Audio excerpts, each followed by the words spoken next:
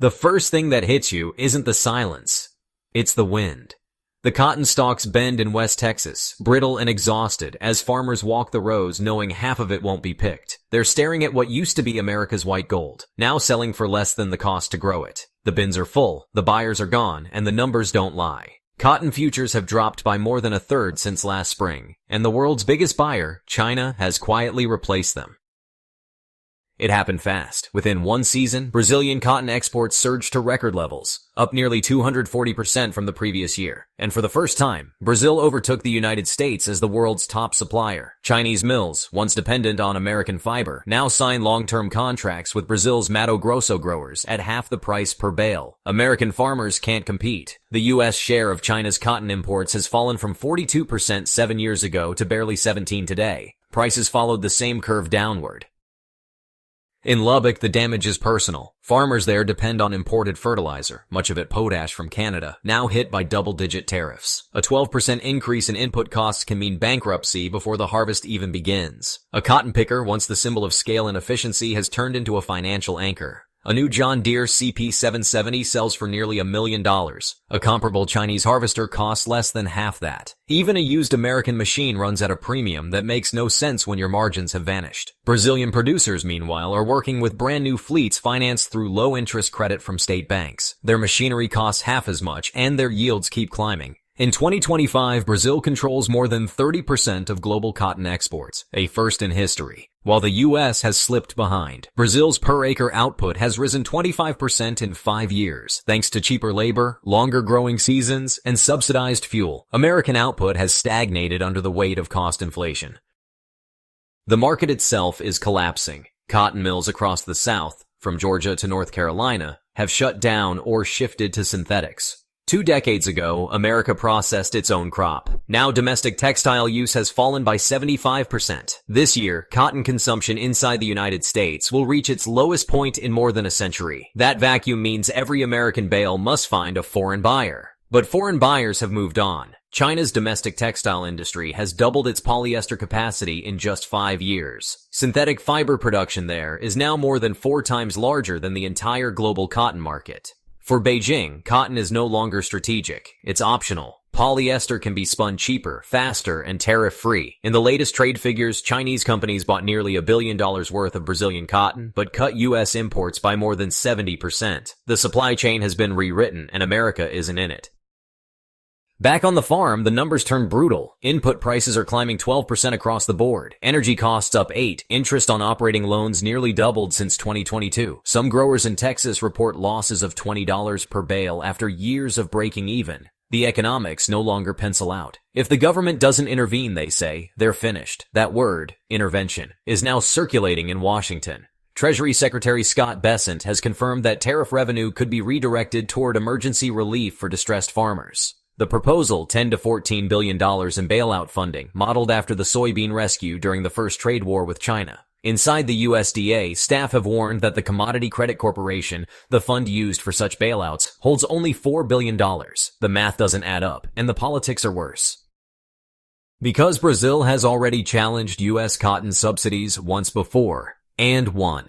In 2005, the World Trade Organization ruled that American payments distorted global prices by as much as 12%. That verdict forced the U.S. to pay Brazil nearly $300 million in compensation. If Washington repeats that pattern now, Brazil could reopen the case. It's not just a financial risk, it's a diplomatic one. Farmers aren't waiting for the lawyers. In the Rio Grande Valley, fields hit by drought last summer were hammered by floods this spring. 1,000 acres lost in a single week. Crop insurance won't cover the difference, and lenders are pulling back. Some regional banks in the Cotton Belt report that up to 15% of farm loans are already delinquent. Others are restructuring debt, stretching it over longer terms just to keep borrowers afloat. The chain reaction is spreading, from machinery dealers to fertilizer suppliers to rural grocery stores.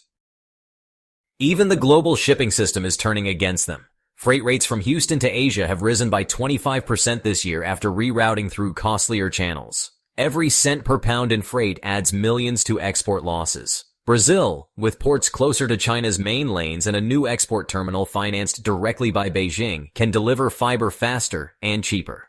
Logistics, not just tariffs, are rewriting trade routes. At home, the market is oversupplied. The United States is producing nearly 18 million bales this year, while consuming less than 2. That leaves 5 million bales sitting in warehouses, aging and unsold. Cotton stored for more than a year begins to lose grade and value. Some of that inventory may never leave storage. The push for a farm bill has now become a scramble. Congress extended a one-year patch worth $100 billion in disaster relief, but skipped long-term reforms. Lawmakers can't agree on whether bailouts prop up inefficiency or prevent collapse. For Southern senators, it's a political lifeline. For fiscal hawks, it's a subsidy for failure. Both may be right. In the meantime, Brazil's state of Mato Grosso is exporting record volumes, over 2.8 million metric tons of cotton this season. Their average export price per ton has fallen nearly 18%, but thanks to low costs, profits keep rising. That means the cheaper cotton flooding global markets still makes money for Brazilian producers, while it bankrupts their American competitors. Some economists suggest U.S. farmers should pivot to alternative crops, sorghum, wheat, or even renewables. But cotton acreage is not easily converted. The soil, the machinery, the irrigation, all specialized. Switching crops could cost millions per farm. Others advocate for investment in domestic textile manufacturing to absorb local fiber, but the industry's infrastructure is gone. The mills that once lined southern towns are warehouses now, or silent shells. In Washington, the politics of rescue are merging with the politics of trade. The administration argues that tariffs on China fund American resilience. Critics counter they've become a hidden tax on farmers. Each escalation in tariff policy pushes up fertilizer and machinery costs, the very expenses farmers can't control. It's a self-defeating cycle. The policy designed to strengthen U.S. industry is bankrupting its backbone. Meanwhile, China's strategic behavior appears deliberate. By redirecting its cotton purchases to Brazil, it weakens a key American export sector while solidifying influence over South American supply. Beijing's state companies are even financing Brazilian gins and storage facilities, infrastructure that ties future production to Chinese demand. It's leverage dressed as partnership. That shift raises a deeper question about timing. If the United States issues large-scale bailouts now, it may be stabilizing a market already structurally lost. The subsidy money could simply delay the inevitable, a global reordering where the Western Hemisphere's cotton capital moves south. Yet withholding aid would devastate rural economies built entirely on this crop.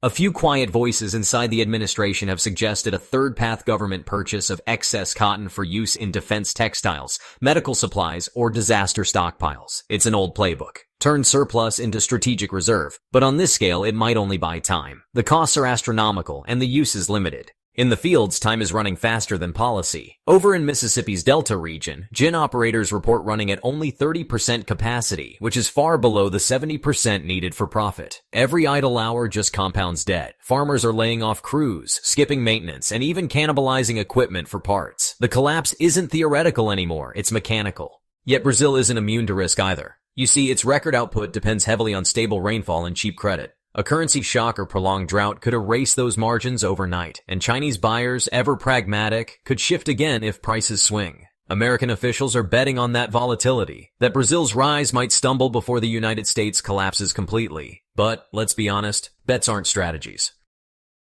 By late summer, cotton prices hover around 69 cents a pound, the lowest since the pandemic, while global stocks reach a 5-year high. That imbalance guarantees another season of pain. Farmers who planted under optimistic forecasts now face the grim reality of selling below break-even. Many will choose to store bales rather than sell at a loss, but storage isn't infinite. And as the bailout plan moves through committees, resistance builds. Fiscal conservatives demand spending caps. Farm lobbies demand speed. Neither can afford delay. The longer Washington argues, the more farms close. Some see an opening for a reset, a chance to reimagine American agriculture around efficiency, diversification, and climate adaptation. Others see surrender. For families who've worked these fields for generations, transition sounds like exile. They don't want reinvention, they want survival.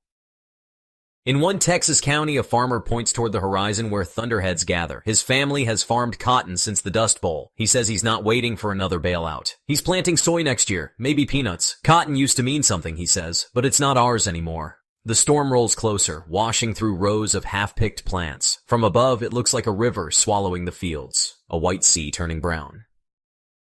Somewhere between Beijing's trade office and a flooded barn in Texas, an industry that once clothed the world is unraveling thread by thread. And the question that lingers isn't whether Washington will write the checks, it's whether there'll be any cotton left to save when they do. We're glad you're enjoying this video. Please like and subscribe. Check out another video that is now on your screen.